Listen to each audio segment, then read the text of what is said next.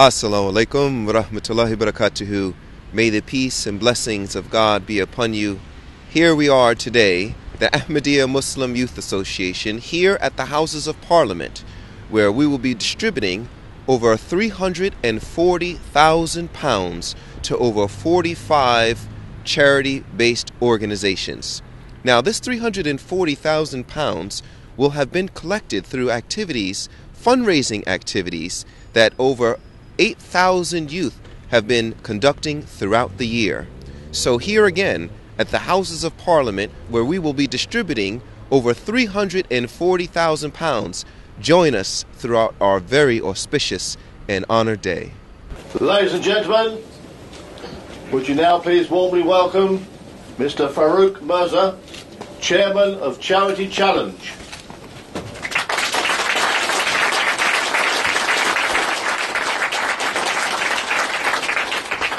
Good afternoon, respected Lord Mayor, our National President, our dear guests, our friends from the charities. Assalamu alaikum wa rahmatullah. May the peace and blessings of Allah be upon you all. Thank you for joining us here today for our first cheque presentation ceremony held in the lovely Houses of Parliament. I would like to thank firstly our sponsor, our dear friend Lord Ahmad of Wimbledon. And as is customary on all of our events, that we start our formal sessions with a recitation of the Holy Qur'an. I'd like to ask Mr. Mansoor Clark, sir, if you would like to come forward.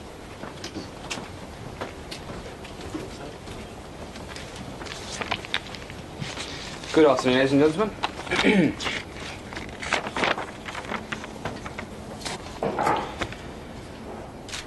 أعوذ بالله من الشيطان الرجيم بسم الله الرحمن الرحيم واعبدوا الله ولا تشركوا به شيئا وبالوالدين إحسانا وبذي القربى واليتامى والمساكين والجار ذي القربى والجار الجنب والصاحب بالجنب وابن السبيل وما ملكت أيمانكم إن الله لا يحب من كان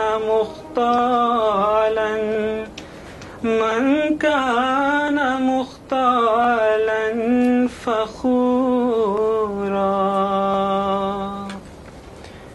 In the name of Allah, most gracious, ever merciful, and worship Allah and associate naught with Him, and show kindness to parents and to kindred and orphans and the needy, and to the neighbor that is a kinsman and the neighbor that is a stranger, and the companion by your side and the wayfarer, and those whom your right hands possess. Surely Allah loves not the proud and the boastful. Thank you.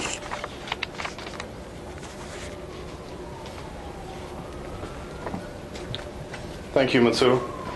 And now I'd like to invite the respected sponsor of this event, Lord Ahmad of Wimbledon. Bismillah ar-Rahman ar-Rahim, in the name of God, gracious and merciful. Assalamu alaikum and good afternoon to you, and welcome to the House of Lords.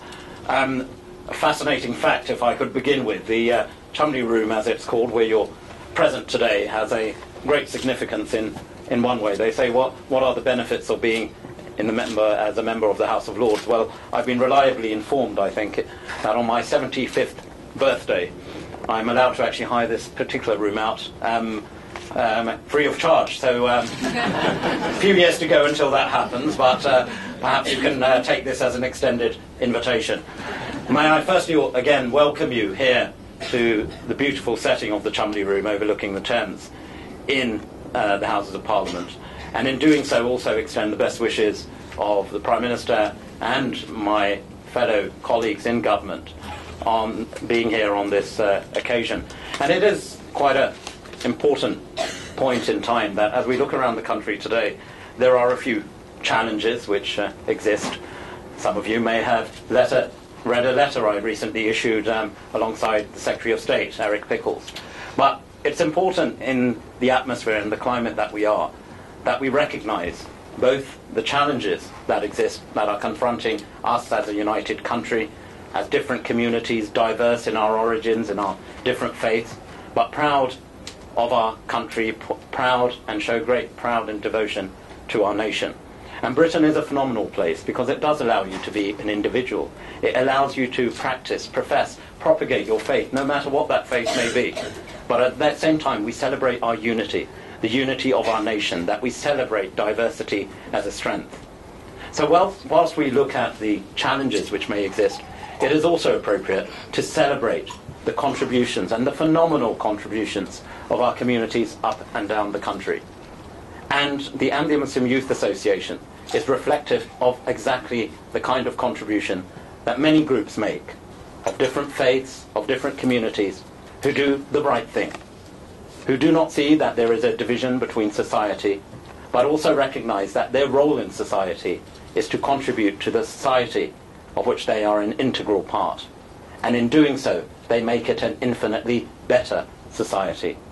And the efforts of the Youth Association, the Muslim Youth Association in this respect, are there for all to see. Indeed, if we cast our eyes across the room, you can already see what the community, the young Youth Association of the community are doing in doing their bit, in contributing their part to building that very strong society we all aspire towards. I mean, it's phenomenal when you look at I was at the Battersea event along with some of my colleagues, one who I know has just arrived, so I will embarrass her now and Justine and say join us at the front. I was just about to name check you. You said this is how well government works. I was just about to say my colleagues Justine Greening and Jane Ellison, and right on cue Justine walks in. But we were both there when the event was actually taking place, and it was phenomenal to see, men and women, children coming together in celebrating the contributions of raising money for humanity. The purpose of the charity walk, as I'm sure the President of the Youth Association will allude to, is under the banner of mercy to mankind. That's not something which has been invented or imagined. That was what we as Muslims see was the purpose of the founder of the Muslim faith, the Holy Prophet of Islam, Prophet Muhammad, peace be upon him, who we believe as Muslims was sent as a mercy to mankind. And it is that very sense of mercy to mankind which epitomizes what the Ahmadiyya Muslim youth have done and continue to do over many years, but again demonstrably showed in Battersea Park in raising, I believe, over £340,000 for UK-based charities. And I think that is testament to the devotion of the Youth Association themselves, but also the spirit of the community, the spirit of Islam, and the spirit and sense of our country which prevails all communities, all faith groups. So let us at this juncture celebrate what the young people of our country, such as the Ahmadiyya Muslim youth, do. And in celebrate that, recognise that Britain today and the Britain of tomorrow is and will be a stronger place, not a weaker place, because of the communities that define us. And our diversity is indeed a strength. And let us celebrate that loud and clear as we go forward in progressing and building the kind of Britain we all wish to see. One which is reflective of human dignity, one which is reflective of freedoms of speech, one which is reflective of mutual respect, and one which protects practice and propagation of all faiths. That is the Britain we have today. That is the Britain we must seek to protect in building a stronger vision of society for tomorrow. And I'm pleased to say that the Ahmadiyya Muslim Youth Association is playing its part in doing just that.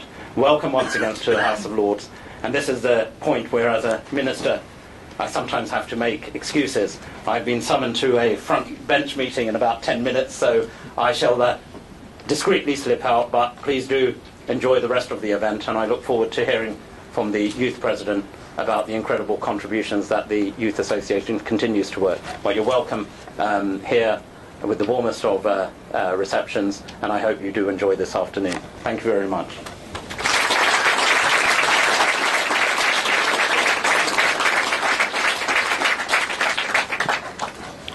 Thank you very much, Lord Ahmad. And from one dear, long-serving friend to another, I think she came just at the right time.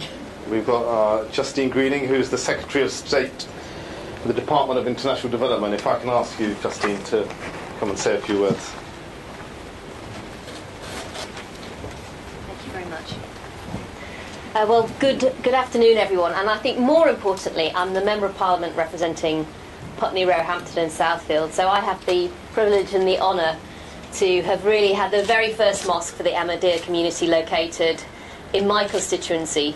And I wanted to echo much of what Lord Ahmad has just said to you all about the real value of diversity in our country. And I was particularly keen to spend a bit of time here today because the work that the Ahmadiyya Muslim Youth Association does, in particular, I think, very much symbolises the fantastic work that the Ahmadiyya community does more broadly.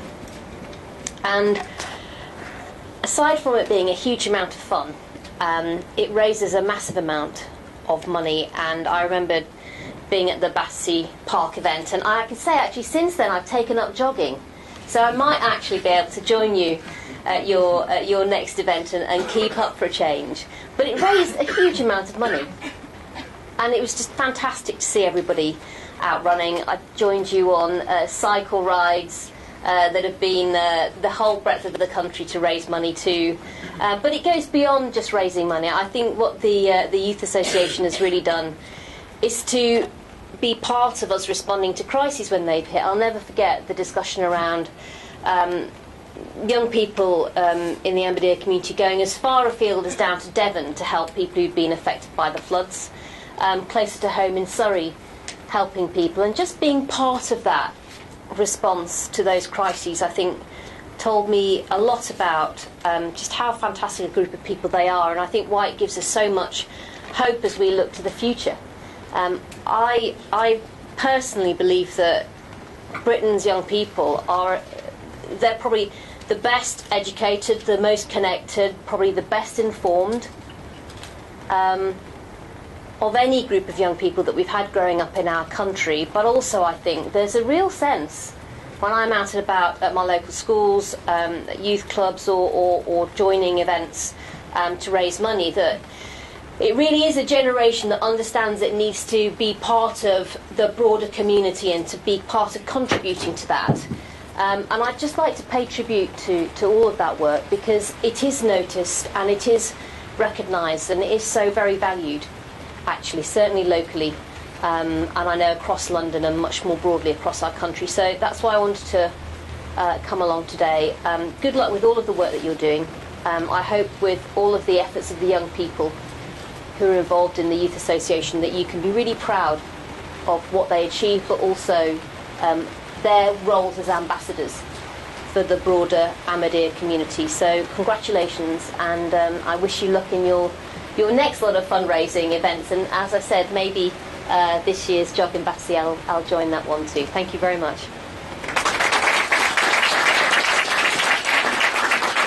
Thank you very much, Justine. And just at the right time, I was going to drop a name by saying Justine did stay with us for literally the whole of the event at Battersea Park.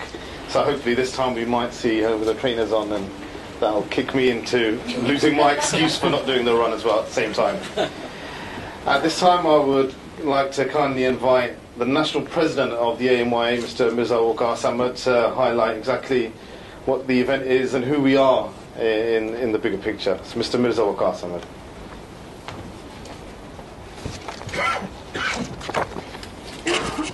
all these distinguished guests, Assalamu alaikum wa rahmatullahi wa barakatuh. Peace and blessings of Allah be upon you all. On behalf of the Ahmadiyya Muslim Youth Association, I would like to thank you all for attending our cheque presentation ceremony today. In this regard, I would also like to extend our gratitude and heartfelt thanks to Lord Ahmad of Wimbledon for sponsoring this event. Many of you will know that we held our flagship event, the Mercy for Mankind Charity Challenge last year in Battersea Park, raising more than £340,000 for British charities. As we have a number of new faces here today, for their benefit, I will briefly say a few words about the Ahmadiyya Muslim Youth Association UK. We are the oldest and leading Muslim youth organization in the UK, with more than 8,000 members from the age of 7 to 40 in over 100 cities and venues in the UK.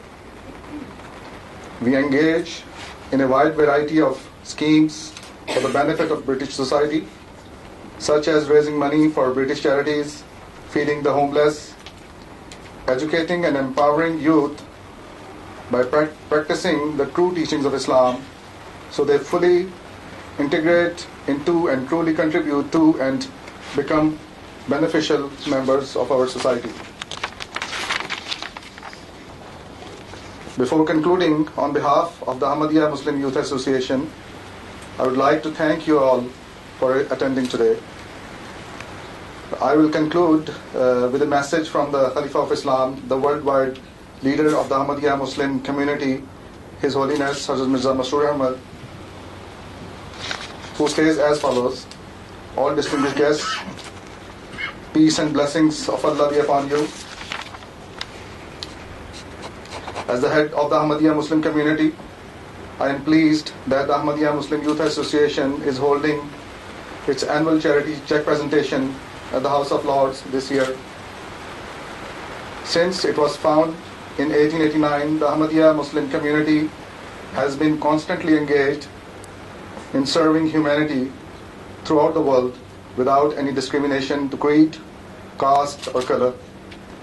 We practice and preach a message of love for all, hatred for none, based upon the teaching of the Holy Qur'an. The very first verse of the Quran states that all praise belongs to Allah alone, Lord of the worlds. Thus, Islam teaches that Allah is the Lord of all people. He provides for and sustains all of mankind. He is the merciful and gracious. Furthermore, the Holy Qur'an has deemed the founder of Islam, the Holy Prophet Muhammad, peace and blessings of Allah be upon him, as a mercy for mankind. And so, it is because of these teachings that we Ahmadi Muslims are obliged to serve humanity without any distinction of religion or background. During his life, the founder of the Ahmadiyya Muslim community repeatedly instructed his followers towards the importance of serving others and feeling their pain.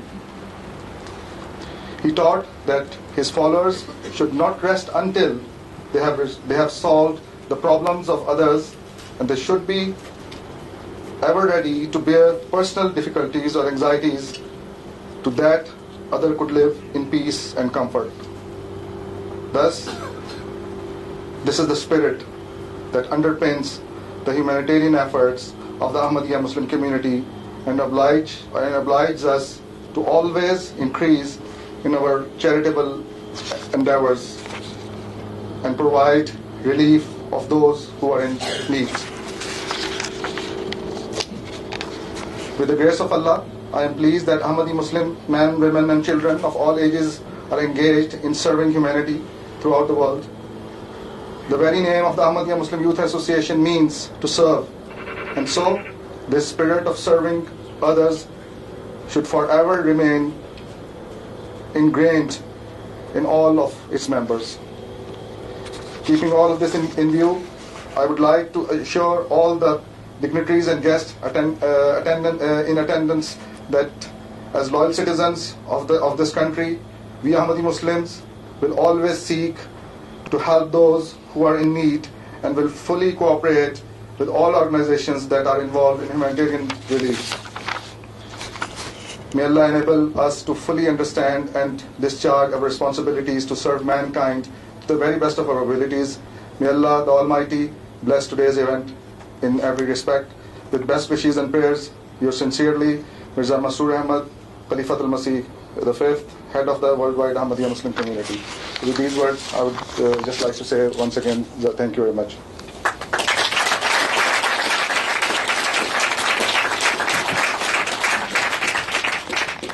Thank you very much, Sadr Sahib, for that very poignant and important message. Before we move on to a very short bio of AMYA and the work that we do, AMYA, the Mercy for Mankind umbrella, started by AMYA just over 2 years ago. Mercy for Mankind now has moved on from the then charity challenge, as mentioned by Lord Ahmad 20 years ago, to what we now call the umbrella for all of our charitable events over the course of an AMYA year. So that includes various types of work, the blood drives that you see happening around the country, hiking up mountains in France, cycling from Scotland, and obviously the flagship event, as you well know, is the run that we held in Battersea Park, which we call the MKA 10K. Following on from what Sadr Sahib has said, I'd like everybody to, if they can peek through and see the presentation screen, for a very short bio and a bit more detail of exactly who we are and the work we do.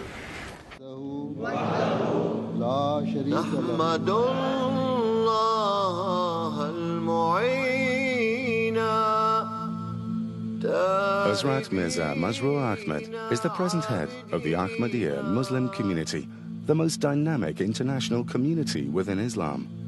I solemnly pledge that I shall always be ready to sacrifice my life, wealth, time, and honor for the sake of my faith,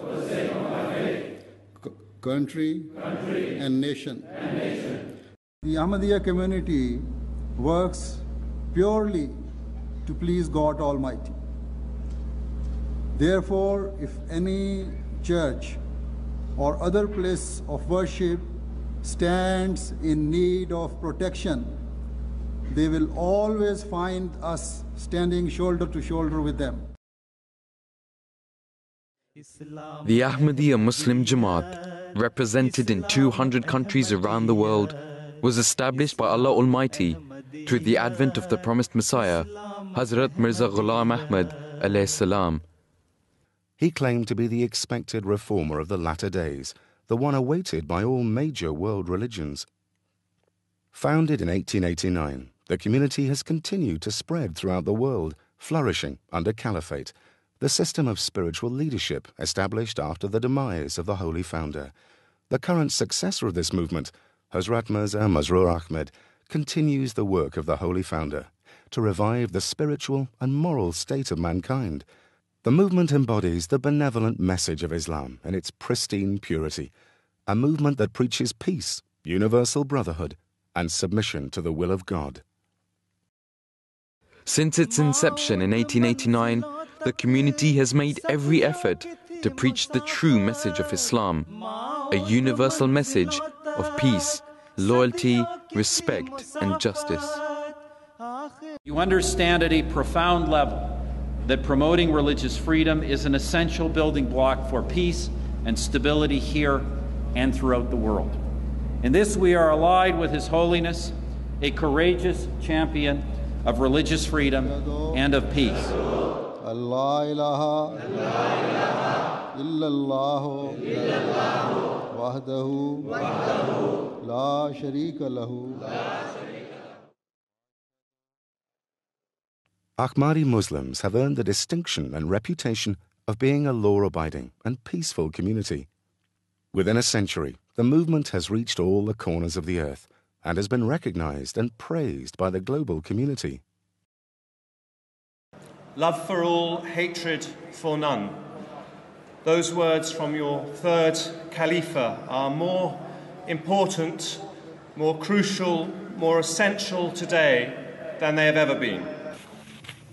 Together, we should fight common enemies such as illiteracy, disease, hunger, and poverty. The Ahmadiyya mission has put structures in place towards the fight against these common enemies in order to enhance the dignity of man. The Ahmadiyya Muslim Youth Organization was founded by the second Khalifa, Hazrat Mirza Bashiruddin Mahmud Ahmed, which he named Majlis Khuddamul Ahmadiyya.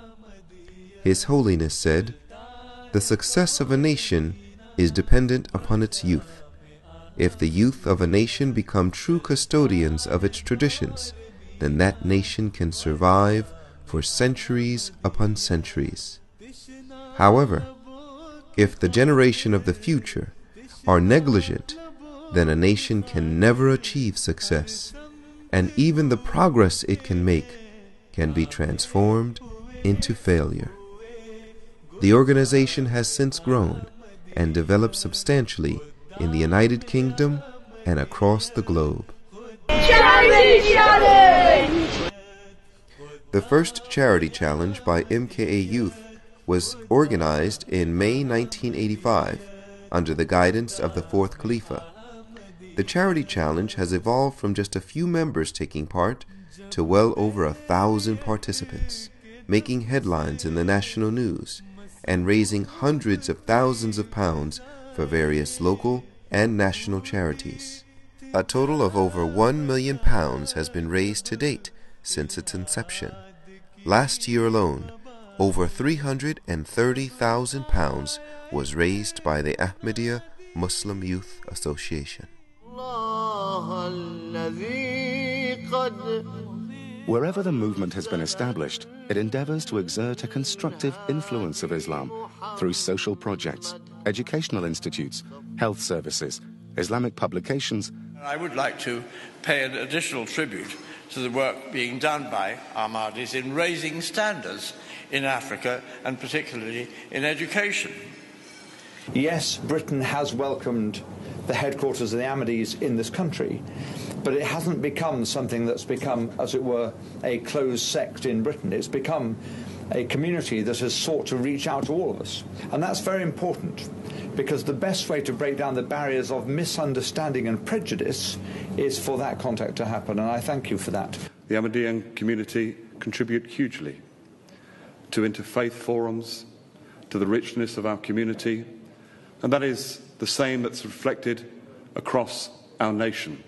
But what I would like to pay tribute to you as well this evening is the contribution that you make to wider society and the important charitable causes that you support, not just for your own communities, but for the wider communities.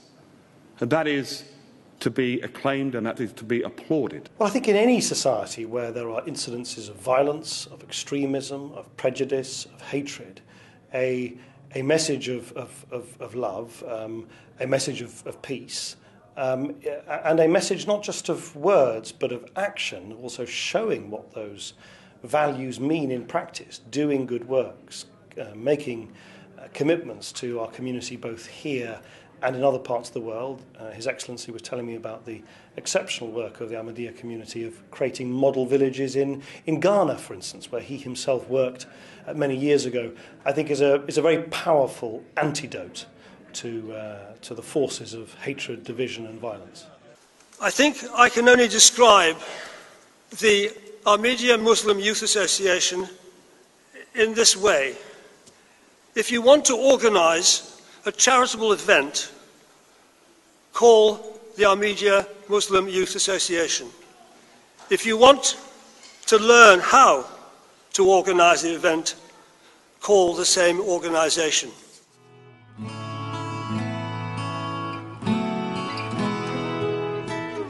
RNIB seeks to make the world better for blind and partially sighted people through preventing sight loss, through encouraging them to live independently, and through making society more inclusive for blind and partially sighted people.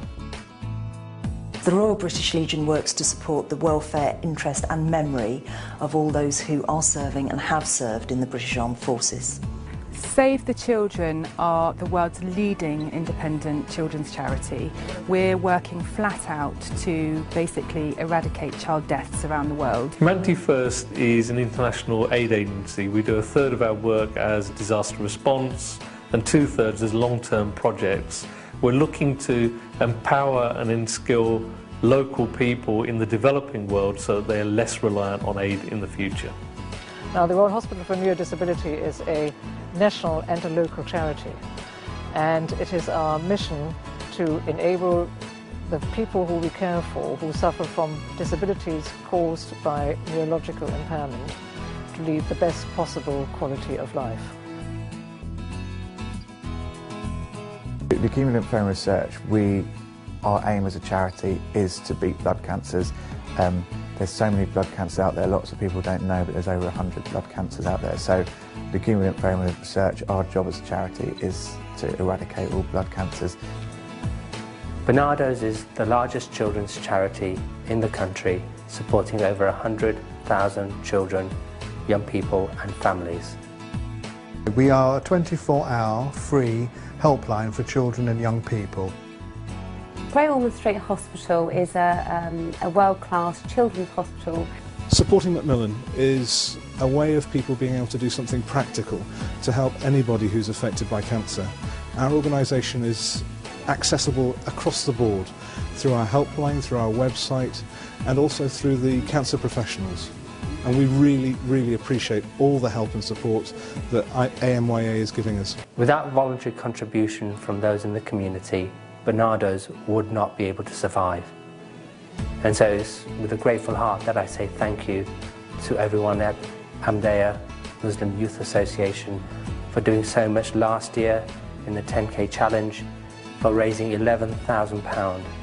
Without that voluntary income, there are so many other streams that wouldn't have come in and so many pieces of work that wouldn't have happened to support hundreds of children, young people and families. The Ahmadiyya Muslim Youth Association has helped Leukemia Lymphoma Research now for over 10 years, and they raised nearly £50,000 hopefully this year, and that is vital for our life-saving research that we do each year. We are hugely grateful to AMYA for over many, many years for helping us not just with fundraising in many countries of the world, but also in providing volunteers with expertise, let's say in IT, education, healthcare, engineering, going out in the field as volunteers and working for us. It's been tremendous. The next charity challenge will be held in the City of London at Hyde Park. Some of this year's charities that will be sponsored include the British Heart Foundation, Barnardo's, NSPCC, Humanity First, Save the Children, and Click Sergeant for Children with Cancer.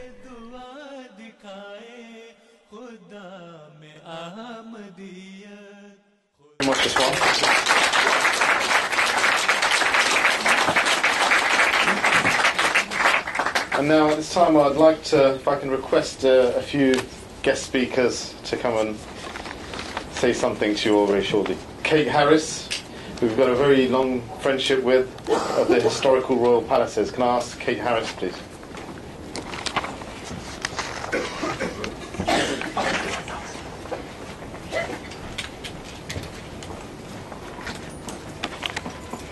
Ladies and gentlemen, good afternoon.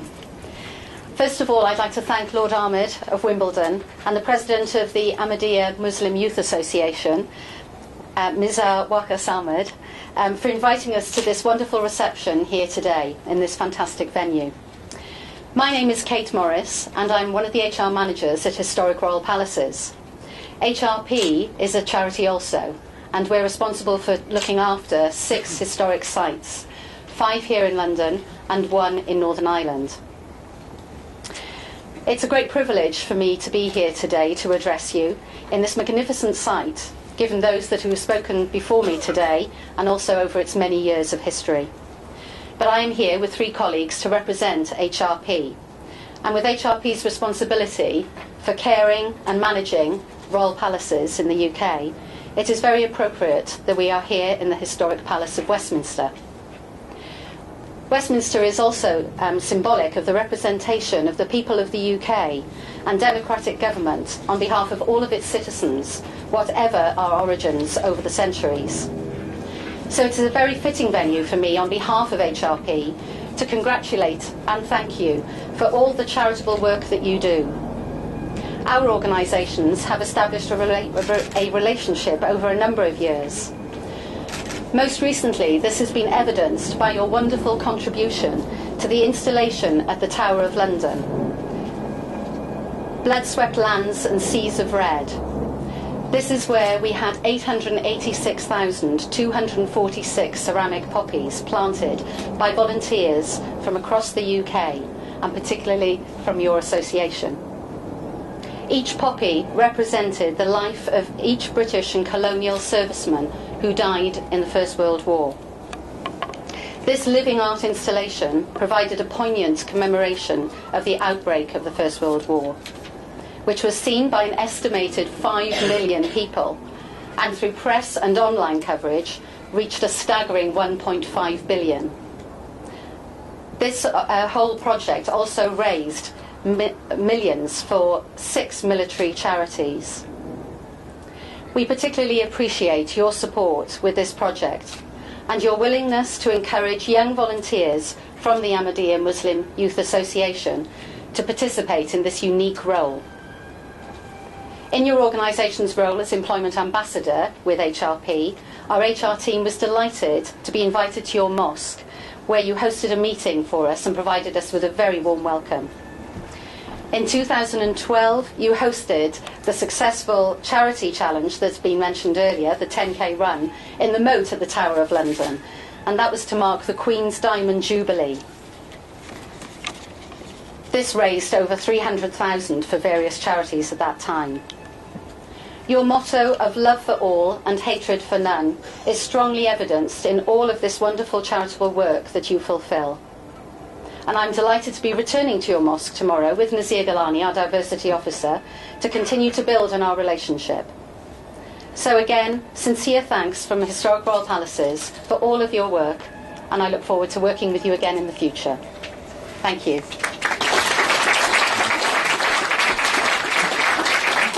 Thank you, Kate. And now I'd like to request Mr. Graham Ferris from the Royal British Legion to come say a few words.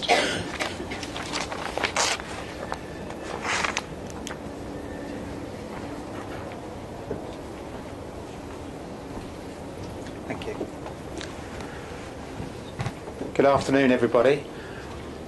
I'm Graham Ferris. I'm the Community Fundraising Manager for the British Legion, and my area covers London and the South East. So my patch covers Kent, Surrey, Sussex and all of London. I've been at the Royal British Legion for approximately 4 years, and since joining the Legion I first came into contact with the Ahmadiyya Muslim Youth Association, and in the words of the National President, I've seen that spirit to serve certainly grow and grow over the years. They very much support what we do with the Poppy Appeal in supporting our British Armed Services and their families. They help us mainly by collecting during the Poppy Appeal, and have raised significant sums of money not only in my particular area of the country but all over the UK. So we're very, very grateful for the support that they give us. During the video clip you saw some Youth Association members out collecting at Heathrow Airport, but I've also seen them out at the Tower of London, at Wembley Stadium during the NFL, and each time I've seen them out they've had that spirit to serve, and we're very, very grateful indeed for the support that we receive from the Ahmadiyya Muslim Association, and we're very proud to serve shoulder to shoulder with the organisation. Thank you very much indeed from the Royal British Legion for everything you do to support us. It is extremely appreciated. Thank you very much. Thank you. And next I would like to invite a dear friend, We've been working with the MK Don set now for our second year, and we started working with MK Don set when we held our event at lovely Milton Keynes. And I'd like to invite John Cove, the CEO of the MK Don set, to come and share a few words with us.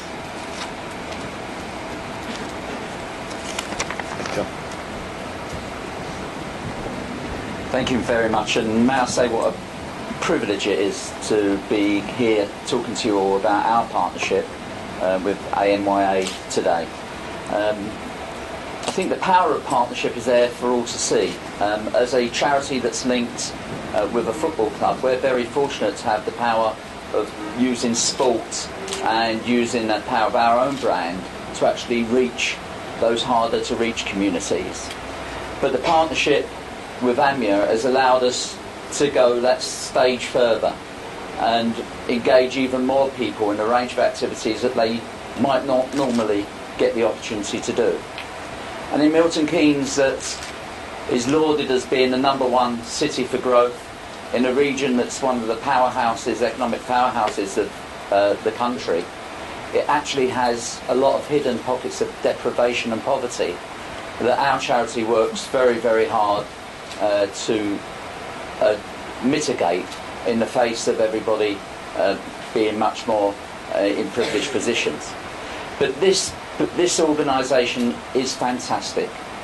It's nothing's more powerful than a partnership that actually demonstrates partnership, that actually works together to put on events, that actually plans together to think about how things could do better.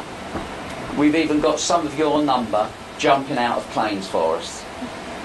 What can you say? Who would get out? I've just been told to say, who would get out of a perfectly good plane to actually jump?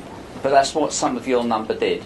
And we're extraordinarily grateful that that's the sort of length you'll go to actually make us and help us and our community be a better one and be demonstratively a better one, showing that everybody can work together and just make Britain great again. Thank you.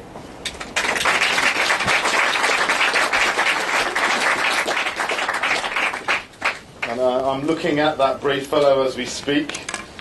He's cowering and hiding at the back. And next I'd like to ask John Brown of the Woodlands Trust to come share a few words with us. John Brown.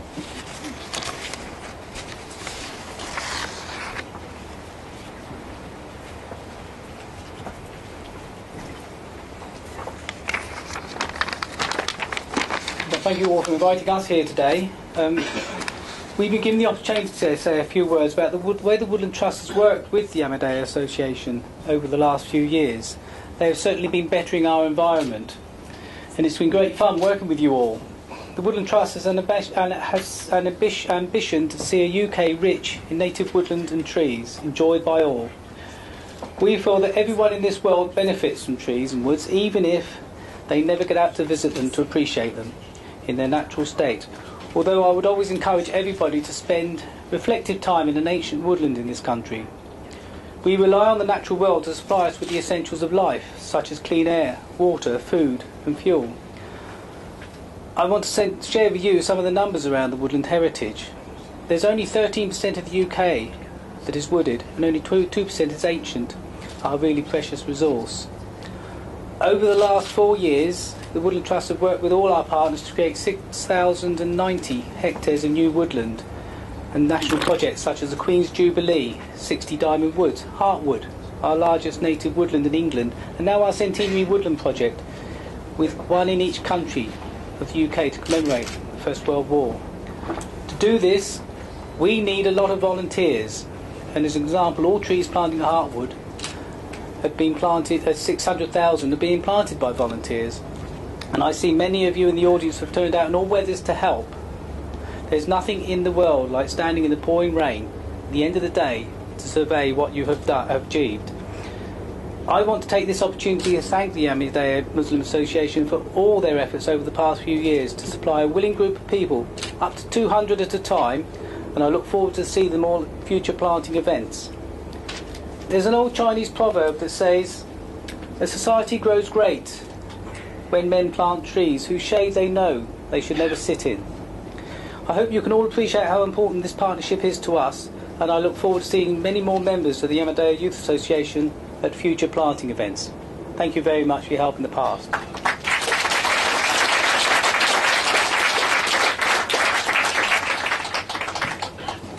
Thank you, John.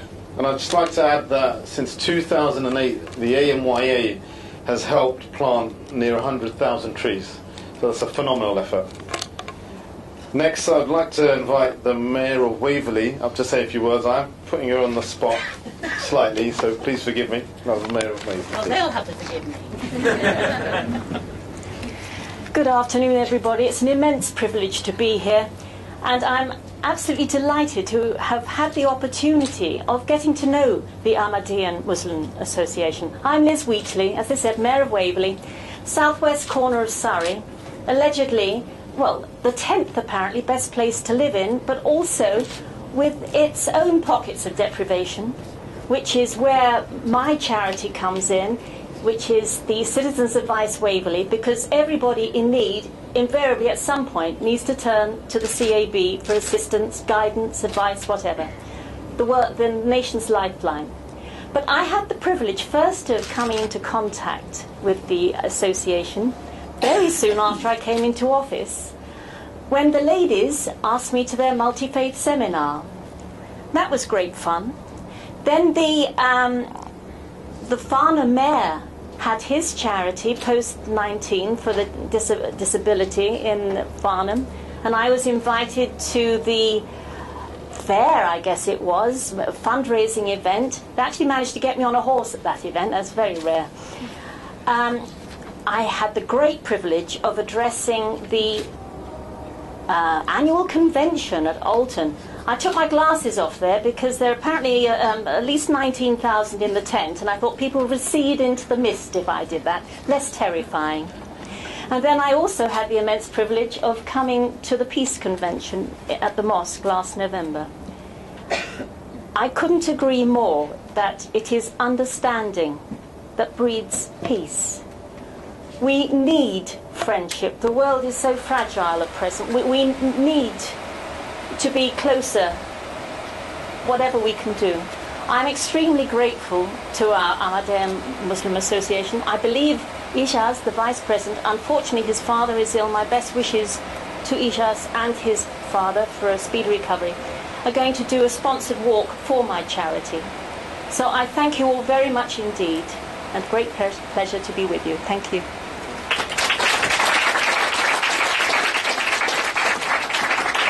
Thank you very much. And I'd also finally like to invite a very dear friend who we've worked with for many years, not only both in the Youth Association but also what we'd like to call the seniors that we're all going to eventually go to. We've been working with John Cove now for a number of years, so I would like to invite John up to say a few words. Paul Charge, sorry. Paul here? Thanks, Paul.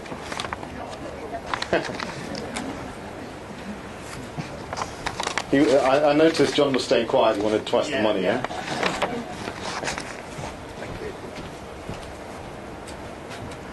Yeah, good afternoon, everyone. My name is Paul Charge, and I'm a Community Partnership Manager with the British Art Foundation. We've had a long relationship with AMYA. It's lasted just over 4 years. And I remember going back to my very first event, which was the Tower of London jog, where we worked very closely with the Ahmadiyya Youth Association and allowed them to actually use our infrastructure for an event that we'd run quite successfully at the Tower for many years. This is quite a momentous occasion for me because it's actually one of my last official engagements for the British Art Foundation. I'm actually moving on to pastures new this coming Friday. But I'm here today with two of my colleagues, Carl Kopak and Sarah Lennon, and I'll be leaving you in their very capable hands going forward. Heart disease, as you may know, is the UK's single biggest killer. And since our formation in 1961, we've come a long way in the fight to beat heart disease. In just over 4 years ago, to mark our 2011, to mark our 50th anniversary, we launched our Mending Broken Heart appeal. And when the heart is damaged through a heart attack, the tissue within the heart can't be repaired, so the heart remains damaged forever. But the Mending Broken Heart appeal was launched to fund groundbreaking research where one day we hope to have the wherewithal to actually be able to mend the heart. And the money that's been raised by the Ahmadiyya Muslim Youth Association has been put to that appeal. And without that money, and the other money that also obviously we raised through other partnerships, we wouldn't have been able to undertake that research work. So we are eternally grateful for the work that you've done to date. I know that Carl and Sarah look forward to a long and prosperous relationship with you going forward, and I'd like to wish you all the very, very best. I've enjoyed my time with you over the last 4 or so years, and we are very, very grateful for your support. Thank you very much indeed.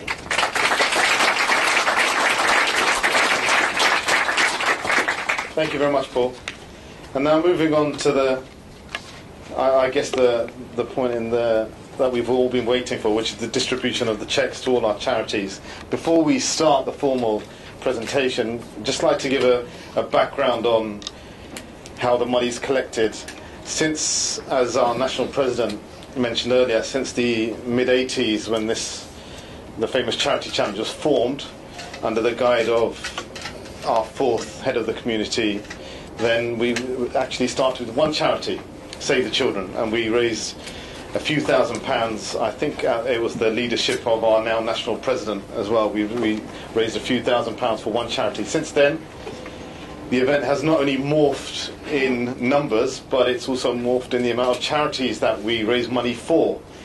This year, we've raised money for just over 42 national and regional charities.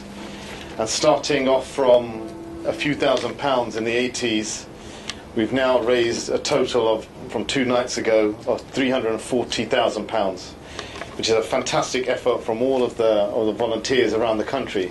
What's unique about AMYA is every single member, every single worker, every single person raising money is a volunteer. The events that you see are all from contributions from our volunteers, and they all give up their time to make sure that the event is of a professional high standard to raise money.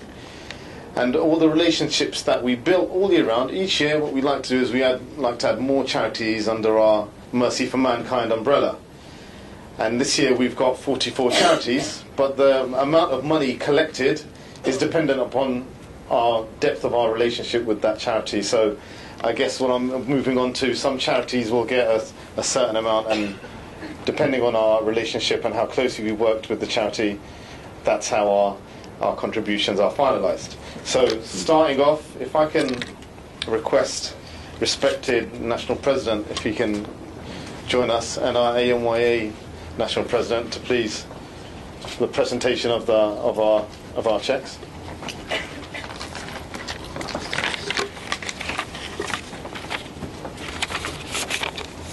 And the first charity that I'd like to call up is another charity that we've had a very long relationship with, Great Ormond Street Hospital, to receive a cheque of £6,000.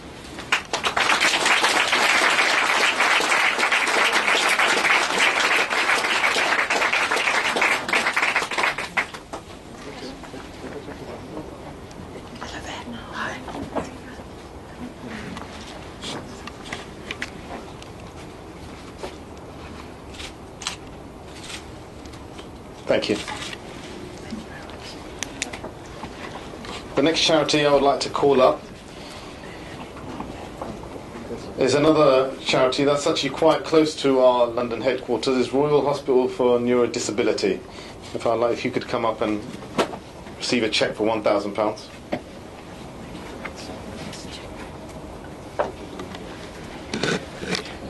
Thank you very much. If I can also now request Royal National Institute for Blind.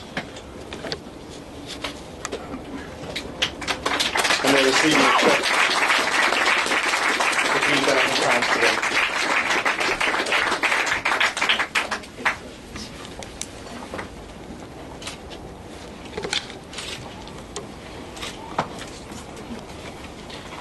One of our new charities we've been working with for a few years is the Marie Curie Cancer Care charity that we've just started working with recently.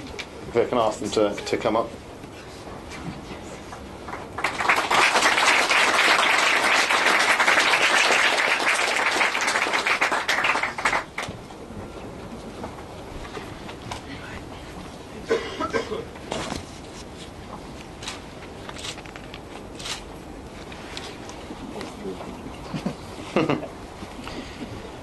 Do not worry, the real cheque is behind.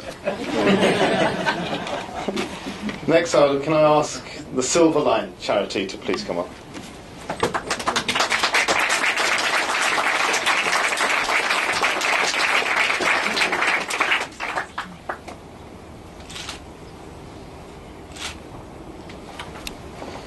The Anthony Nolan Trust charity. If I can request you to please come up.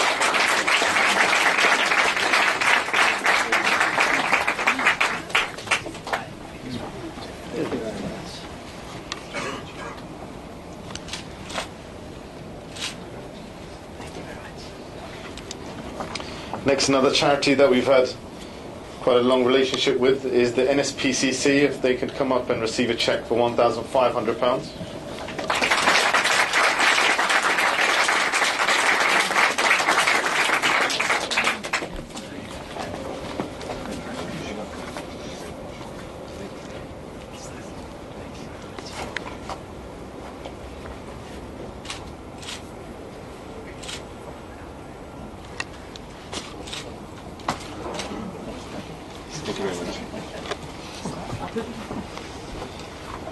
As mentioned earlier, again, one of our most earliest charities, a charity that everybody knows, I'm sure, Save the Children. For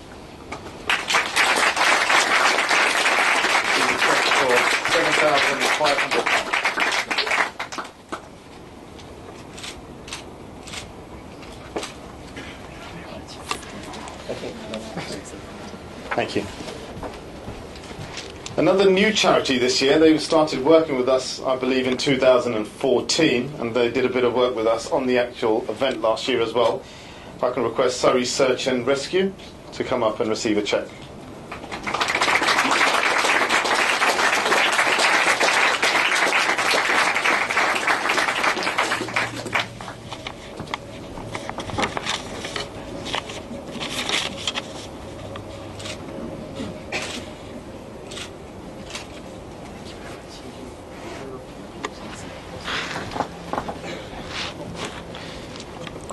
Next, if I can ask the Woodland Trust to come and receive a cheque from the National President.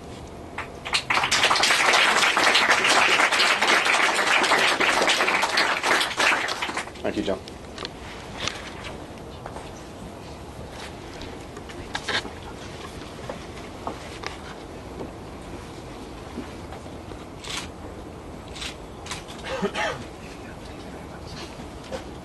Thank you, John. If I can ask Action for Children, they would like to come up and receive a cheque for £500. This is another new charity that we've been working with recently. We'd like to build on our relationship with this charity for the future.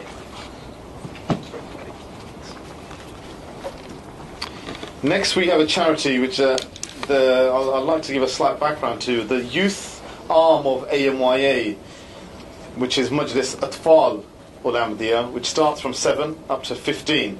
Now, they have been working solely with this charity for the last 2 years. They've done a lot of work up in the north-east of England as well. And I'd like to request Bernardo's to come up to receive a cheque for £32,000 raised solely by our youth of our organisation.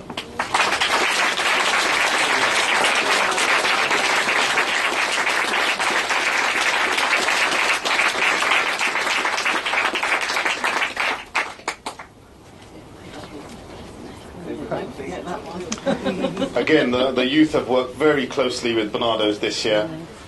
And now another charity I'd like to call Humanity First. Humanity First is a charity that the foundation of that charity was laid by the fourth head of the community, and they've done a lot of work worldwide, and we worked very, very closely with them this year with a number of different events. They were involved in the famous The Ride for Peace event along with British Heart Foundation.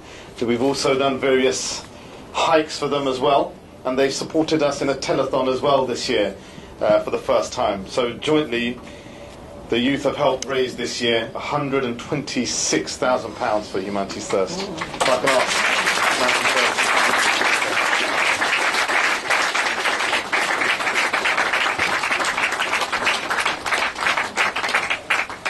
Along with the work that we do all year round in UK, the youth also do go around the work and do a lot of projects for Water for Life. So you'll find a lot of members who have been ushering you here now will eventually go into parts of Africa to build water wells around in various remote parts of Africa. The next charity I'd like to call up is another very special charity that we've only been working with for 2 years. However, Click Sergeant were one of the main beneficiaries of the 2014 Charity Challenge. They worked very closely with our regional head, Lutfa Rahman, and they've helped raise £20,000 this year. So hopefully we're going to build on that relationship moving forward this year as well. We hope to work with you for many more years.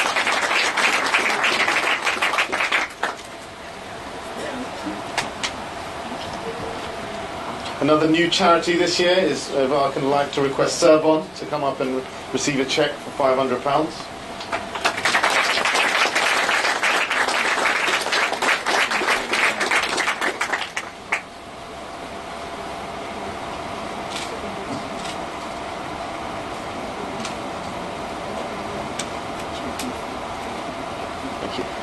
Thank you. If I can request the British Red Cross to come up and receive a cheque from our National President for £13,100. Well, I've just been told by our Director of Charities that it's not 13,000, but there's a typo, it's £15,000.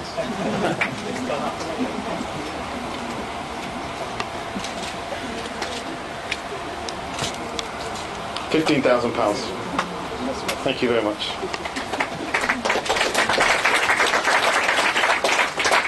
Next we have a charity that we started working again very late last year leading up to our 2014 event in Battersea Park. Any football fans here will know immediately when I say the words Peter Shilton. But Peter was very kindly, he's one of the patrons of the Rainbow charity, and he spent the whole day with us at Hyde Park. He did send his apologies that he couldn't make it here today, he's out of the country, but I'd like to request Rainbow please to come up and receive a cheque for £4,000.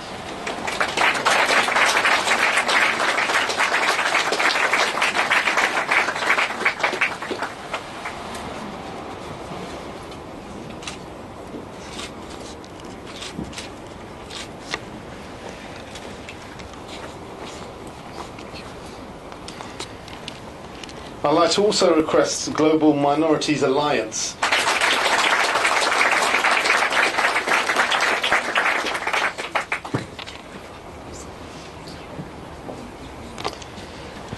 Next, if I can request Macmillan Cancer Research to come and receive a cheque for £8,554.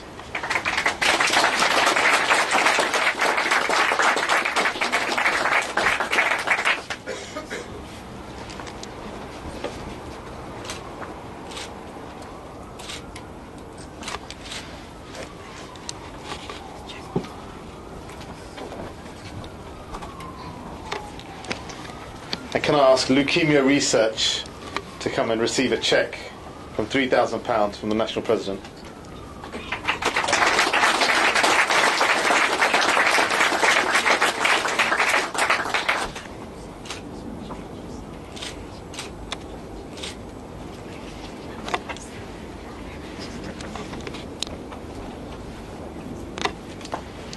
If I can request John Cove again for the MKA Don set to come up and receive a cheque for £4,000.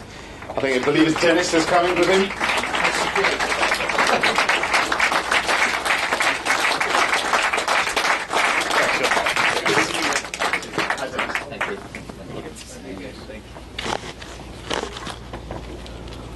I thought Dennis would come up when the cheque was there. Of course. I've got to get it home somewhere. We did actually have a cheque presentation ceremony on the pitch, I believe, before the home game to West Bromwich. No, who was it against? Which one was it? Bolton. Oldham. Was that 7-0? 7-0. Well, there we go. It's a club record as well. This is it. So AMYA brought money and a bit of luck, I think, for the day. I think so. Thanks, Dennis. Next, I would like to, if I can ask the British Heart Foundation to come up again to receive a cheque for £16,000.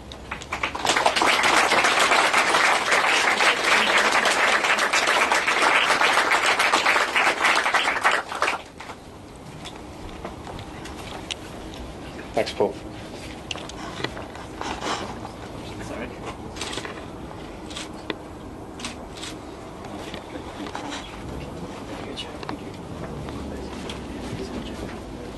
Royal British Legion, cheque of £15,626.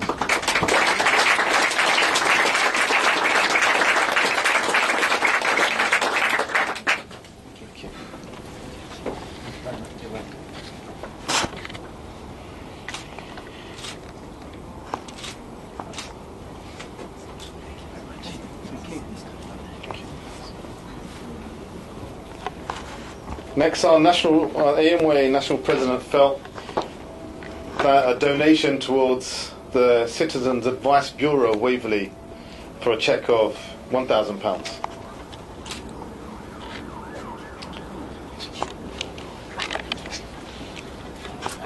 And last but certainly not least, if I can request the Children's Trust of Tadworth to come and receive a cheque for 3,977.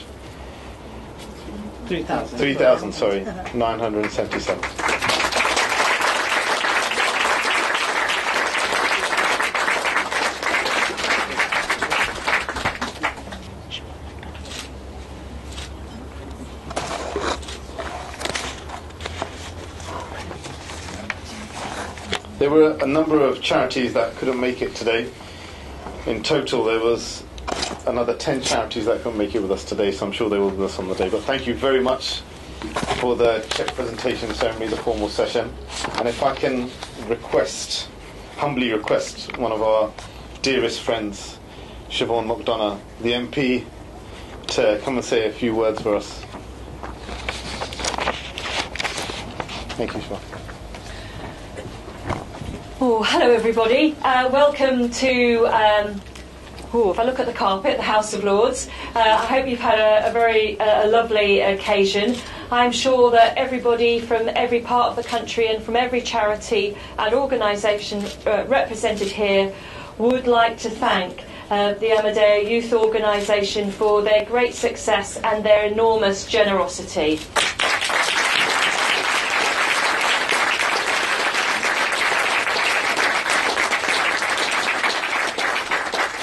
About you, but it's extraordinary. The more cheques I saw coming out, the more I kept thinking, how did they raise that amount of money?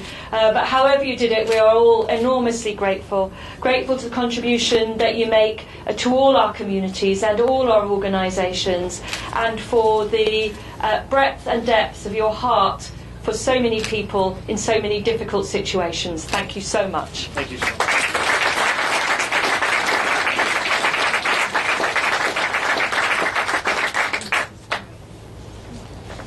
Thank you, Siobhan. And now can I request respected National President of the Ahmadiyya Muslim Association UK to come and give us his final address and vote of thanks. Mr. Rafiq Ahmadiyya.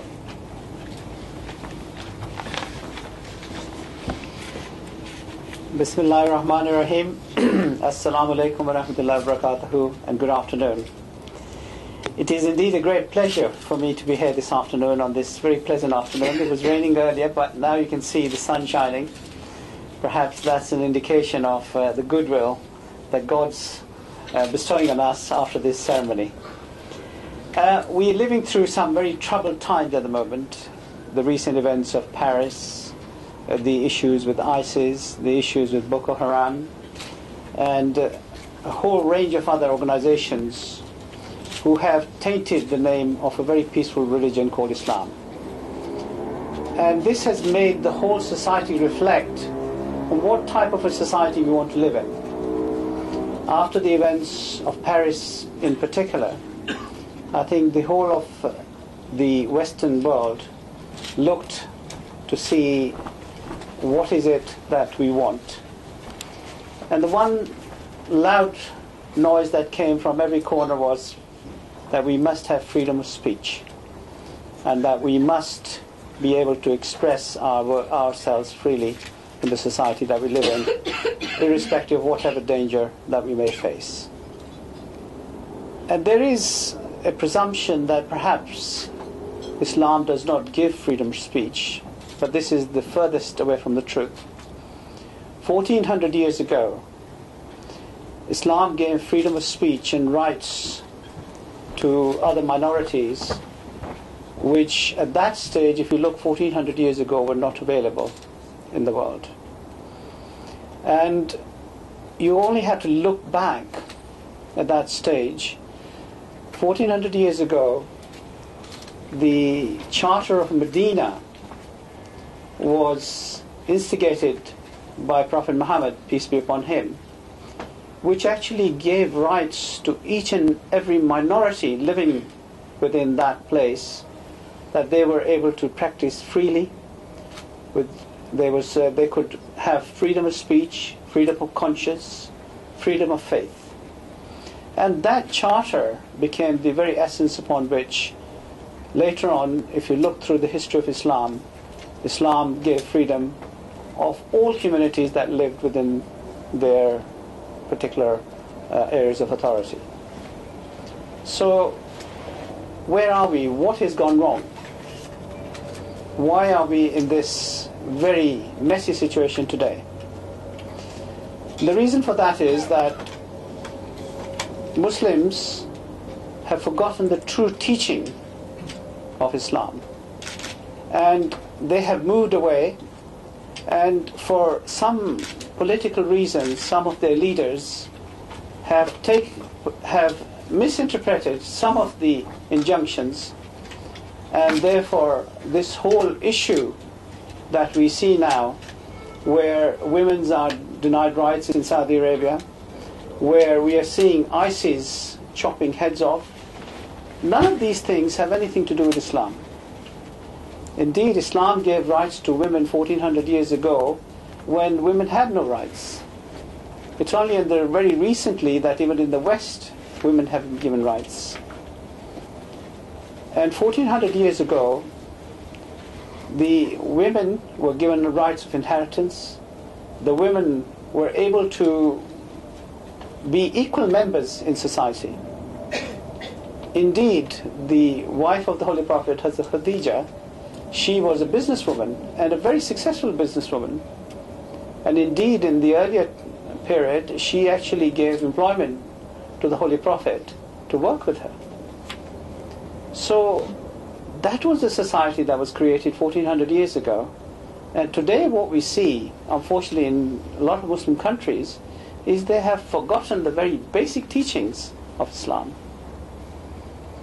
So what was required, and this was predicted, that in the latter days there will be the coming of the Messiah, the second coming of the Messiah. And we believe that this person came in the person of Mirza Ghulam Ahmad in Qadian, in a small village in India. And from there, this community has grown. And the community's ethos is based on love for all, hatred for none. And I hope that this afternoon you were able to see glimpses of how the community is trying to work throughout the world. It's not only in this country, but we are now established in 200 countries around the world. And every country where we reside, you will see something similar taking place on a similar basis. Now, what very important thing that we've seen in this country is that some of the Muslim youth who have been misled by the fundamentalists have then gone and become part of the crisis that we are seeing in the Middle East. And they've joined ISIS or other such organizations, whether it is Al-Qaeda or the Taliban or whichever organization you like to name. And the thing is that these are children who have lost hope. They haven't got a proper identity. Sometimes they're confused. And some of them are very well educated. We've seen that some of them are very bright students, and yet they were misled. And how do we overcome such an event? How do we overcome our youth not falling into this trap? Well, the way our community has gone about is, you have seen that our youth organization, we have a youth organization for young men, we have a youth organization for young ladies as well. And they're actively involved in trying to interact with the society at large. One of the things that Islam teaches is loyalty to one's country. So how do we actually go and express this loyalty? And today you have seen a glimpse of how that can be done. Whether it was going and raising money for the poppy field, whether it was going and helping those people who had floods in their towns, and our youth are out there, whether it is going and raising money for the various charities that you've seen this afternoon benefiting from the work that they were done, whether it is giving blood donations or planting 100,000 trees. These are the positive ways in which you can demonstrate how you are a member and a loyal citizen of your country. And this is something that I think all of us can learn. Each and every one of us can participate in this way, and if you have a positive reinforcement, then you will find that the youth will come up with a positive attitude. And our community is not only working in this country, as I mentioned, but in particular, the word Khuddam means service. And service to humanity is one of our principal objectives. And in this respect, the community is working throughout the third world in raising young children in those countries through their difficult period. Whether it is education, whether it is trying to give them food, whether it is trying to give them clean water, whether it is trying now, for instance, during the Ebola crisis, is our doctors going down there and assisting in every way. We have volunteers on the ground all the time. As the community is established, as I mentioned, in 200 countries of the world, we have ready volunteers in each of these countries, that wherever there is a disaster, for instance, our youth are there at the forefront trying to give aid to people of those countries affected by the disaster. And whether it is Katrina, even in Katrina, or whether it is a disaster in China, or whether it's in India or Pakistan, our youth teams are there at the forefront. We have then teams of doctors, nurses, and other people who again go out to these countries to try and assist in the best way we can. In Africa recently, when His Holiness was there, in Nigeria, one of the journalists asked him, what is it that your community can give to our country? And he said, education. And this is one thing that the community is working in throughout Africa and Asia, trying to give education to the poor people of the country. Recently, I had the honor of meeting the President of Sierra Leone, who came to our mosque in Morden, the largest mosque in Europe.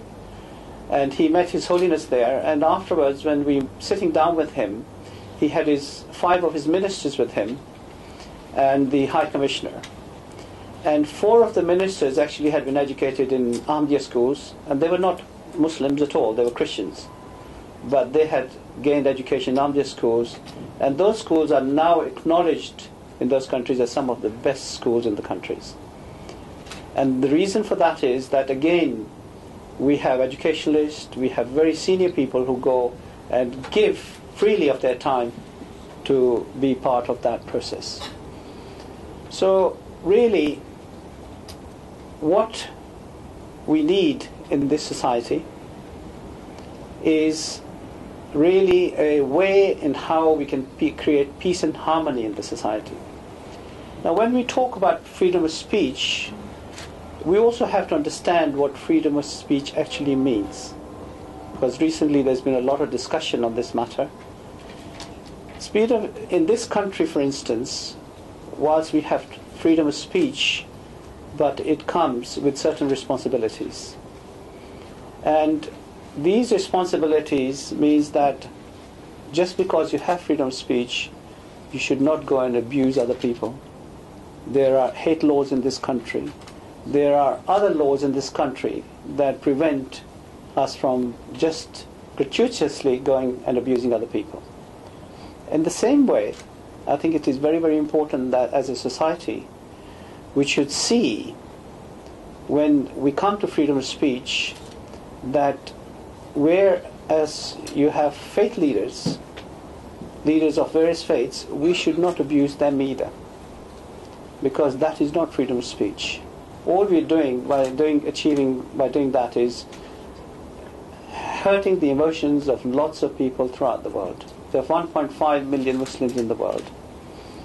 And by what the cartoons represented, that was not freedom of speech. That did hurt feelings of a lot of Muslims. Now, what happened as a result of that is completely unacceptable, because this is not Islamic teaching. And what the murders of those people has to be condemned with the utmost severity. There is no reason for that to happen. But at the same time, when we have freedom of speech, we must also have responsibility. We have to understand what type of a society we want to create.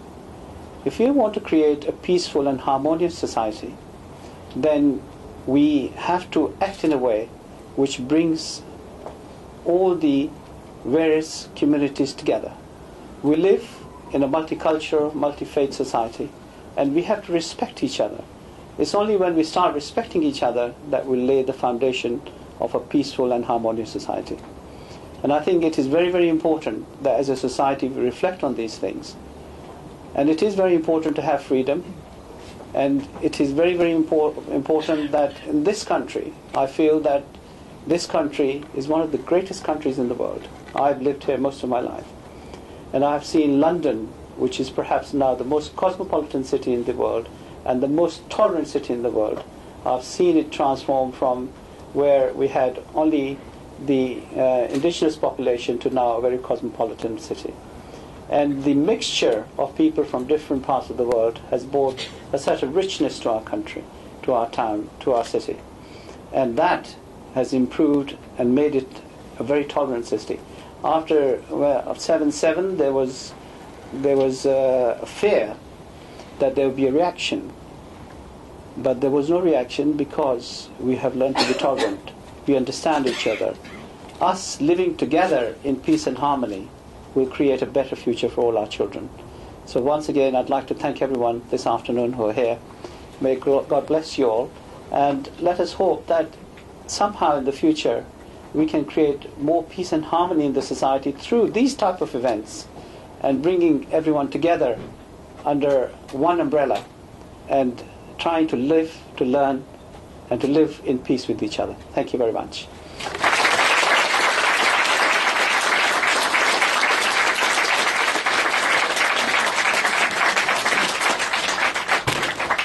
As is the tradition, we end with a silent prayer for our guests. Please, you're free to join us. All we do is we pray to God, and we just observe silence for a few minutes and reflect on our thoughts. Will you please join me?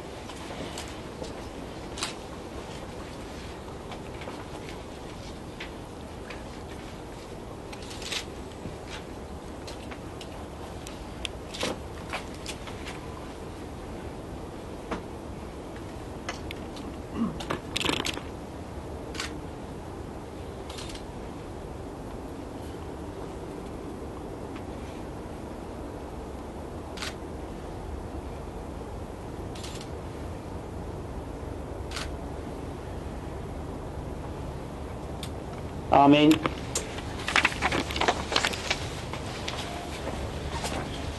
Thank you, Mirza, our respected National President. And before we go, we've got hot canapés that are going to be serving at the back, so please do not run. A couple of key dates for everyone's diaries is on the 14th of March, we have, as mentioned by our National President, our Peace Symposium, and the keynote address will be His Holiness will be attending. And you're all invited. Invitations will be sent to you. In the packs that you received, there's a lot more information about exactly who we are and the work that the youth do, but there's also a very special gift in there as well. There's a book written by the head of our community, His Holiness, and that's a very special gift for you all. Another key date is the 25th of April, rather than the 26th, which is showing, which is going to be the first of 2 of our 10k runs this year. We'll hopefully be holding it in the Hyde Park in London. So please do make sure you come and join us on the day, and we hope to work even closer with you, and you can help us in achieving our target of hopefully one day raising £1 million. So please do work. We're going to work with you even more closer, a bit more collaboratively, and hopefully we can get to that special point. Please do follow us if you can. We're on #MercyForMankind, and please do retweet us, do go on there. And if you want to find a bit more information about us, you can follow us also on @MK_UK. MK_UK. So thank you everyone for coming. Thank you for joining us today. Please do leave a little message if you can on the back. That would be great. And again, we'll look forward to seeing you all very soon. Please enjoy the canapés. Thank you.